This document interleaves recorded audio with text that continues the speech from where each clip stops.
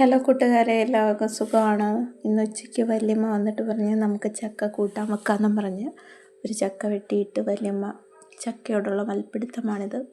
അതിനുശേഷം ഞാനും കൂടെ ചക്കയെ കീർത്ത് കൊടുത്തു.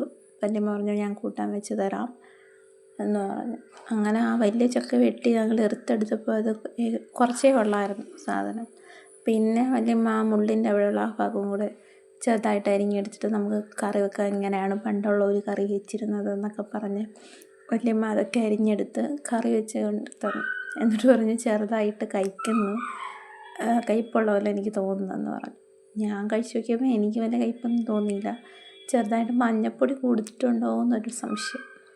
പിന്നെ ഞാൻ വെണ്ടയ്ക്ക മെഴുക്കുവരട്ടിയും ചക്കയും മാങ്ങാച്ചാറും മീൻ പൊരിച്ചതും കൂടി കഴിച്ചു. എനിക്ക് വലിയ കയ്പ്പൊന്നും തോന്നിയില്ല, ടേസ്റ്റ് ഉണ്ടായിരുന്നു, കൊള്ളായിരുന്നു സംഭവം.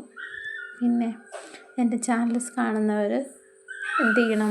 ലൈക്ക് ചെയ്യണം, ഷെയർ ചെയ്യണം, സബ്സ്ക്രൈബും കൂടെ ചെയ്യണേ. ടാറ്റ.